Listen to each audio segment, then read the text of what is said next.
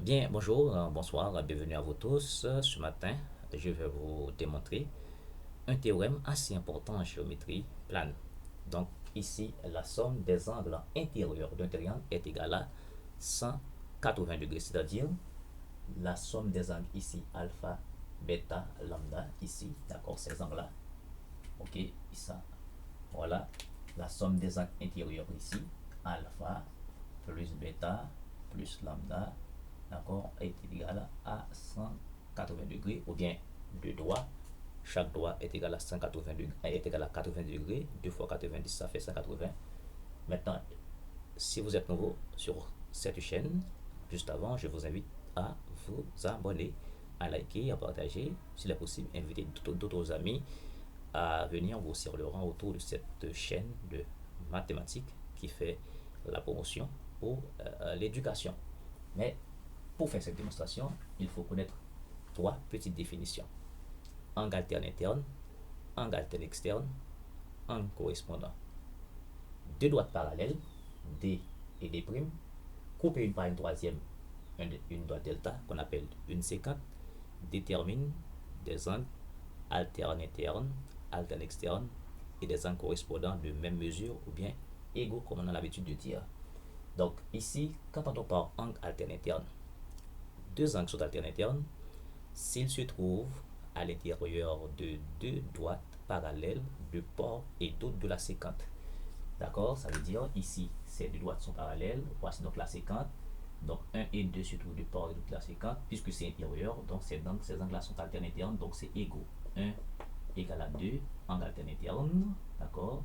3 et 3 égale à 4. 3 égale à 4 sont des angles alternes internes. Ok? Ce sont angles alternes internes. Angle alterne externe. Deux angles sont alternes externes s'ils se trouvent à l'extérieur de deux droites parallèles, mais c'est toujours de part et d'autre de la séquente. Regardez ici, 6 et 5. 6 ici, 5 de l'autre côté, donc ça veut dire 6 égale à 5. Ce sont des angles alternes externes, tout comme 7 égale à 8. 7 égale à 8, ce sont des angles alternes externes. Ok? Ensuite, correspondant. Deux angles sont correspondants s'ils se trouvent d'un même côté de la séquente, l'un à l'intérieur, l'autre à l'extérieur. Regardez, si je prends 6 et 2, 6 égale à 2 sont des angles correspondants, l'un à l'intérieur, l'autre à l'extérieur. Tout comme 4 et 8 sont correspondants, 4 égale à 8 correspondants, l'un à l'intérieur, l'autre à l'extérieur, mais d'un même côté de la séquence, d'un même côté de la séquence. Pour alterne interne, alterne externe, c'est de part et d'autre de la séquence, mais pour alterne interne, correspondant, c'est d'un même côté de la séquence. Tout comme par exemple, si je prends 7 et 3, d'accord, 7 et 3, n'est-ce pas, sont correspondants. 1 et 5, 1 égale à 5, sont correspondants d'un même côté de la séquence. L'un à l'extérieur, d'accord, l'autre à l'intérieur, extérieur, intérieur, extérieur, d'un même côté. D'accord? Eh bien, ces trois définitions vont nous être utiles pour faire cette démonstration qui dit que la somme des angles intérieurs d'un triangle est égale à 180 degrés. D'abord, premièrement, voici donc notre triangle. Je mène d'abord une parallèle, menant, d'accord, menant une parallèle, n'est-ce pas, CD, d'accord, à une parallèle CD à AB. À AB, première chose qu'il faut faire ici. Première chose qu'il faut faire, nous menons une parallèle CD à AB. Bon, comme vous voulez, mais je fais une parallèle CD. Et là, au point C, je mets une parallèle à CD à AB. Dans ce point C, je fais un prolongement. Et la demi-droite, c'est X, n'est-ce pas? Est le prolongement. Est le prolongement de la droite AC. Ok, voilà. Ces deux choses-là, je dirais, constituent le point de départ de la démonstration de ce théorème. Eh bien, voilà. Nous allons identifier un angle alterne interne. Eh bien, angle alterne interne, il faut avoir deux droites parallèles. Regardez, deux droites parallèles, D et D' parallèles, coupées par une séquente. AB parallèle à CD. Ouais. ici, AB par la CD. Voilà. Eh bien, où est la séquence? Voici donc la séquence. Voici donc la séquence.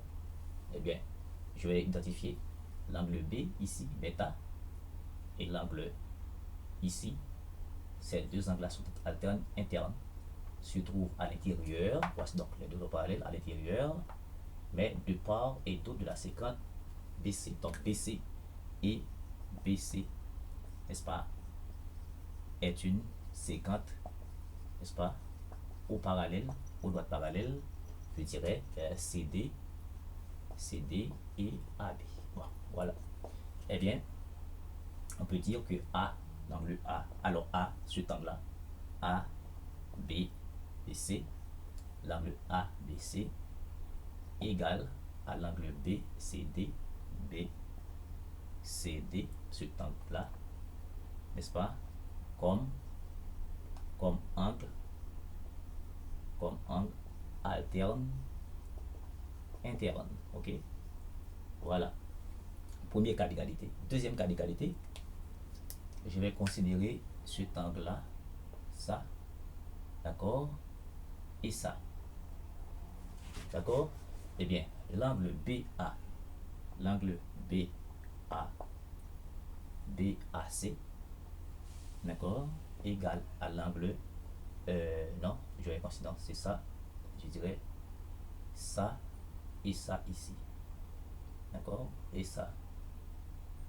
Ok? Noir, rouge. Noir et puis rouge. Cet angle-là. Ok? Donc, je dis BAC égale à DCXD CX comme angle correspondant. Donc, cet angle-là est égal à cet angle-là comme angle correspondant. L'un à l'intérieur, l'autre à l'extérieur de la séquence. Voici extérieur de la séquence à l'intérieur de la séquence. Ok? Alors, ça veut dire les deux droites parallèles, voici les deux droites parallèles ici. Ok? Intérieur aux deux droites parallèles et puis extérieur aux deux droites parallèles. Donc c'est 50. Et de même, ça veut dire de même côté. De même côté. Maintenant, ici, eh bien, avec ces deux choses-là, on va devoir faire une somme. À remarquer, il ne me reste que lambda à identifier cet angle-là. Mais quand je fais tout ça, ici, tout ça, ça forme un angle plat. Donc ça veut dire ici l'angle ACB, maintenant, ACB, cet angle-là, ACB, plus l'angle BCD,